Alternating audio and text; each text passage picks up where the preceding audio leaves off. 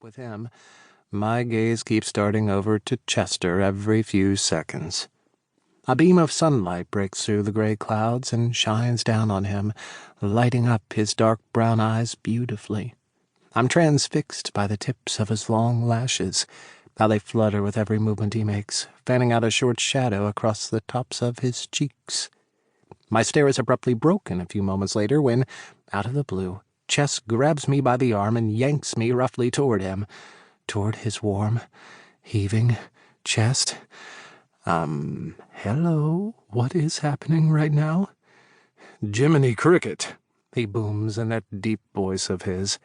I snap my head forward just in time to catch sight of an elderly lady I came this close to bulldozing over.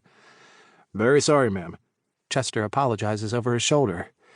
Yeah, sorry, I add, glad no one got hurt. God, she must have come out of nowhere. Now that I'm steady on my feet, Chess loosens his grip over me. A soft chuckle bubbles out of his throat. That 80-year-old lady with the assisted walker? His eyes twinkle. Whatever you say, Pumpkin. Buddy, Jiminy Cricket, Pumpkin. If it were anyone else using words like that around me, my snarky mouth would be working double time, rightly sassing the shit out of them since, it is the 21st century, and who the hell still speaks like that? But for a reason I haven't figured out yet, there's something about Chess that makes me find pretty much everything he says and does nothing but fucking endearing. Even though we're both 21, I swear Chester's got the soul of some old-timey dude from the 1920s trapped inside his body. He's got this innocence about him. He's kind and well-mannered. He sees the best in people. He believes things can always get better. In an age of online trolls and guys sending dick pics as a way of saying hello, Chester is nothing short of, well, refreshing. Just being around him makes me feel like the world is a less shitty place. Don't get me wrong.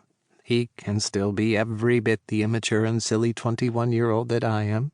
He spends way too much time on social media, takes way too many silly selfies, often roping me in and forcing me to pull an equally goofy expression to match the one he's making, and his love of weird-looking exotic animals is next level. Did I need to know that the tarsier primate has massive bugged-out eyes that can sometimes be bigger than their actual brains? No, I didn't, but did I enjoy the 5 minutes Chess spent recalling everything he'd learned about them while we sat on the couch, our feet gently grazing, eating our microwaved ramen noodles for dinner last night? Yes. Yes, I very much did. Chester is one of a kind, truly special, the kind of guy I look at sometimes and think to myself, how did I ever get so lucky to have someone like you in my life? He is, hands down, the best human I know. It also doesn't hurt that for all his cute old-timey expressions, he has a voice so deep, so masculine, that when it rumbles out of him, it does things to my body. I met Chester when we started vet school 3 years ago. He went from being my desk neighbor to the dude I hung out with after class to the guy I played a drinking game with on Friday nights, where we watched movies from the 80s and 90s and took a shot every time we came across a reference that didn't age well. Now, that was one area where I constantly whooped his ass. Somewhere along the way, we became roommates and besties as well, although what Chester sees in me, I'll never know. I'm also perfectly fine not to question it. That someone as sweet and sunshiny as Chess wants to spend any time around the grumpy, let's go with acquired taste like me makes me happier than it probably should.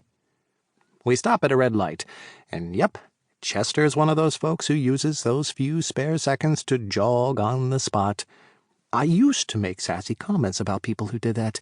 Now I find myself staring at his gorgeous face with a goofy grin and something almost like a flutter in my belly, which is so beyond ridiculous it makes ridiculous seem normal.